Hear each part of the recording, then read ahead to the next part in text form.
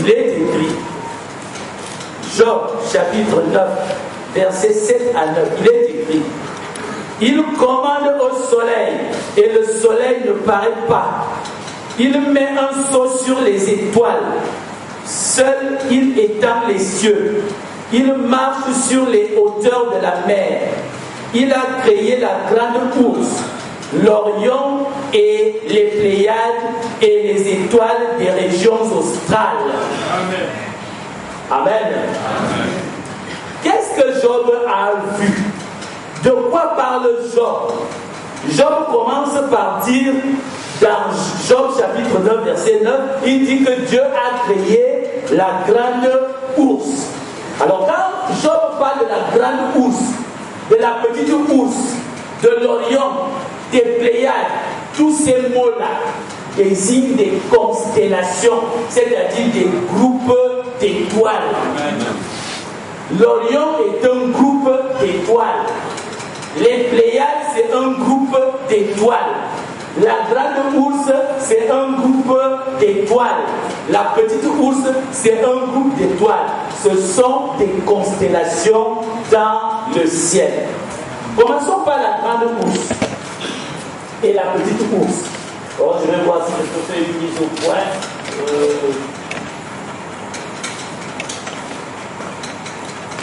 Oui. Ah, merci. Je vais laisser un peu.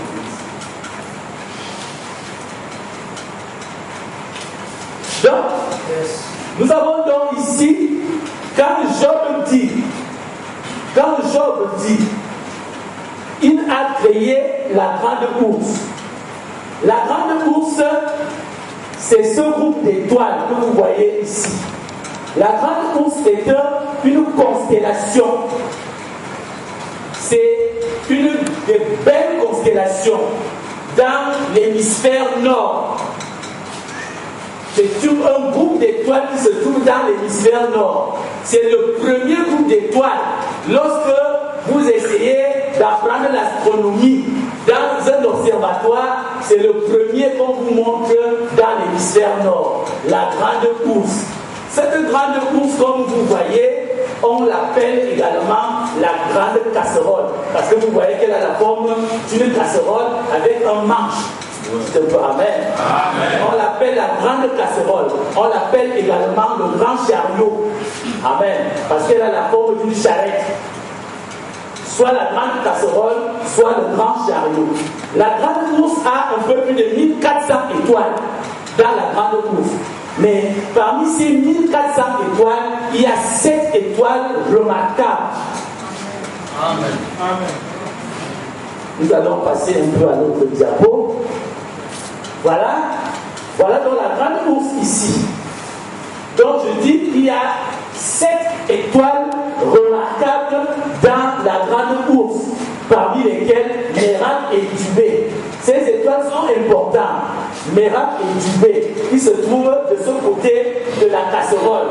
Elles sont importantes parce que c'est elles qui permettent de repérer l'étoile polaire dans le ciel. Parce que pour repérer l'étoile polaire dans le ciel, lorsque vous avez repéré la grande ours, vous prolongez le trait Mérak-Dubé et vous comptez 5 fois la distance Mérak-Dubé et vous tombez sur l'étoile polaire. Dites un peu Amen. Amen. La grande ours, c'est un groupe d'étoiles qui se trouve dans le ciel. La petite ours, c'est également un groupe d'étoiles qui se trouve dans le ciel. On l'appelle petite ours parce qu'elle a presque la forme de la grande ours, mais elle est plus petite. Et la petite ours n'a pas d'étoile remarquable, c'est-à-dire elle a une seule étoile remarquable, c'est l'étoile polaire. Parce que l'étoile polaire, nous allons parler de l'étoile polaire pendant cet enseignement. Amen. Et vous allez apprendre beaucoup de choses concernant l'étoile polaire. Donc, l'étoile polaire est une étoile de la petite ours. Amen. Amen. Donc, quand Job dit qu'il a créé la grande ours, lorsque Job parle de la grande ours et de ses petits, c'est un groupe d'étoiles qui sont dans le ciel. Amen. Je vais passer rapidement. Maintenant, l'Orion. Il dit Dieu pose la question à Job que comme tu veux parler haut et fort avec moi, est-ce que c'est toi qui détaches les cordages de l'Orient? Job 38, verset 31. L'Orient, c'est un groupe d'étoiles. J'ai dit que la grande ours et la petite ours se trouvent à l'hémisphère nord. Vous savez que c'est l'étoile polaire qui montre le nord. Dites un peu Amen. Amen. Ils sont à l'hémisphère nord. L'Orient se trouve à l'équateur céleste. Donc l'Orient, la constellation, le groupe d'étoiles qu'on appelle l'Orient, celui que vous voyez là presque comme un X. Mais vous allez voir tout à l'heure que ce n'est pas un X. L'Orient se trouve à l'équateur du ciel. C'est-à-dire que l'Orient, c'est le centre du ciel. C'est-à-dire que l'Orient, c'est le cœur du zodiaque. Amen. Ça se trouve au centre du ciel. C'est le cœur du zodiaque. Oh, l'Orient. Et vous savez, le nom Orient vient de la mythologie.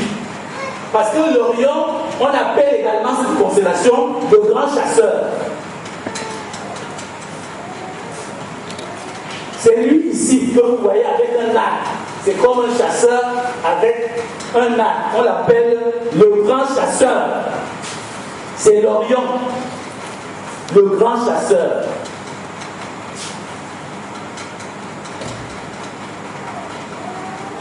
Et l'histoire de l'Orient, dans la mythologie, mérite d'être racontée.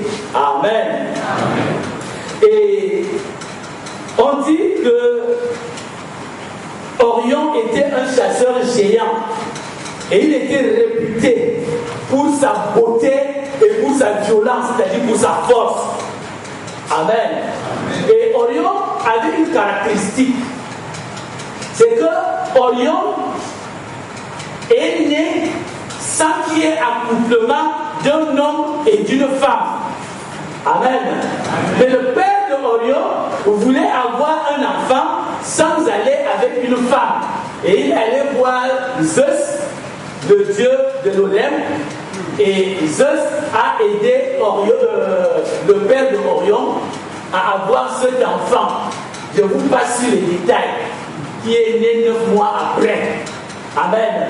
Donc il est né sans qu'il y ait accouplement entre un homme et une femme. Amen. Amen. Et si vous avez remarqué, dans tous les passages de la Bible que nous avons lus, où il y a Orion, quand on parle de l'Orion, on parle aussi des Pléiades. On parle toujours des deux. C'est-à-dire que si vous prenez Job 9, que nous venons de lire tout à l'heure, au verset 9, il dit « Il a créé la grande ours, l'Orion et les Pléiades. » Amen.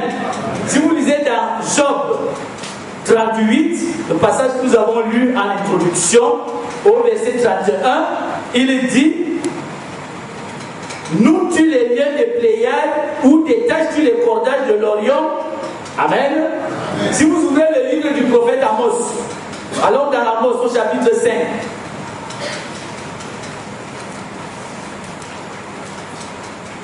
Amos, chapitre 5.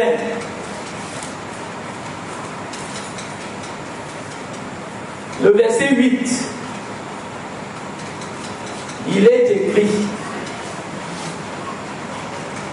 Il a créé les Pléiades et l'Orion. Il change les ténèbres en aurore. Il obscurcit le jour pour en faire la nuit. Chaque fois qu'on parle de l'Orion, on parle des Pléiades. Amen. Amen. Et les Pléiades, c'est une autre constellation dans le ciel. Si tu peux passer aux autres. Oui, ça c'est le grand chasseur Orion. Passe. Voilà.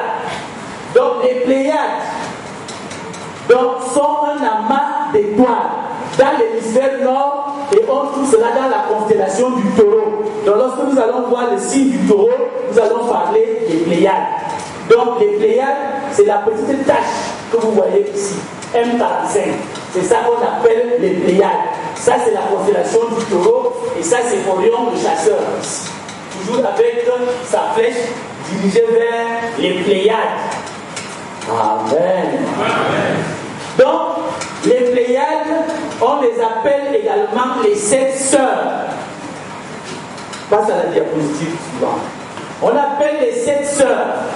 Et dans la mythologie, on dit que ces Pléiades, qu'on appelle les 7 sœurs, étaient les 7 filles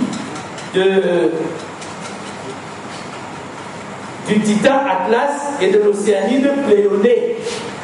Alors, qu'est-ce qui se passe? C'était des filles très belles. Elles sont 7 là. Elles étaient très belles. Les Pléiades. Très très belles. Passe à la diapositive suivante, s'il te plaît. Elles étaient très belles. Et un jour où Orion, le grand guerrier, le grand chasseur, se promenait, il a rencontré les belles Pléiades. Il est tombé amoureux des Pléiades. Et il a commencé à pourchasser les Pléiades. Oh, pour les épouser. Les Pléiades ont fui. Alors, il a déjà poursuivi pendant 7 ans. Il poursuivait les Pléiades pendant 7 ans. Alors, Zeus, Dieu, pour aider les Pléiades, les a transformés en colombes pour que le chasseur Orion ne puisse point les attraper. Amen. Amen. Ça, c'est l'histoire des Pléiades, c'est l'histoire de l'Orion. Amen. Amen. Que le Seigneur vous bénisse. Amen. Maintenant, pour nous, spirituellement parlant, qu'est-ce que ça signifie? Nous avons dit que l'Orion, le grand chasseur, est la constellation qui se trouve au centre du ciel. Nous avons dit que c'est le cœur même du zodiaque. Et vous savez que le ciel consiste en la parole. Et le centre de la parole, c'est les 7 sceaux. Amen. Donc l'Orion représente les 7 sceaux. C'est eux qui forment le centre de la parole, le centre du ciel, le cœur même du zodiaque. C'est les 7 sceaux. Amen. Alors, vous pouvez comprendre la question que Dieu a posée à Job. Dieu demande à Job, tu viens m'appuyer depuis que tu es assis sur ton tas de cendres, tu ne me laisses pas dormir. Est-ce que c'est toi qui détaches les cordages de l'Orion? C'est-à-dire, est-ce que c'est à toi que j'ai demandé de briser les 7 sceaux? Détacher les cordages de l'Orion, ça veut dire briser les 7 sceaux, amener la révélation des 7 sceaux. C'est ça, détacher les cordages de l'Orion. Amen. Le Seigneur vous bénisse. Vous savez, William Branham nous dit dans le message, c'est le lever du soleil, que les 7 sceaux, c'est Jésus. Alors, je crois que j'ai ça ici quelque part. C'est le lever du soleil. C'est le paragraphe 308. C'est à la page 45. William Branham déclare: il est celui qui a ouvert ses sceaux. Il est ses sceaux. Car la parole entière de Dieu, c'est Christ. Et les sceaux qui ont été ouverts, c'est Christ. Amen. Donc les sceaux, c'est Christ. Donc l'Orion, c'est Jésus-Christ. C'est lui le centre de la Bible. Le centre. Si tu lis un verset de la Bible et tu ne vois pas Jésus, recommence la lecture. Quelque chose t'a échappé quelque part. Il est Jésus-Christ, le centre du ciel. C'est lui l'Orion. C'est lui le grand chasseur. Amen. Qui est fort, qui est beau. Amen. Avez-vous remarqué qu'il est né sans un accoutrement, comme Jésus qui est né d'une naissance virginale? L'Orion, le Seigneur Jésus-Christ. Amen. Et là, vous avez compris que les 7 sœurs, c'est l'épouse qui est sortie des 7 âges de l'Église. Donc, c'est les Pléiades. Les Pléiades représentent l'épouse qui sort des 7 âges de l'Église. Et pendant il a fallu 7 ans pour que Orion poursuive les 7 sœurs. Et pendant les 7 âges de l'Église, Jésus a travaillé pour pouvoir trouver une épouse. Amen. Et maintenant, vous comprenez la question que Dieu pose à Job. Il lui dit, est-ce que c'est toi qui noue les liens des Pléiades? C'est-à-dire, est-ce que c'est toi qui amène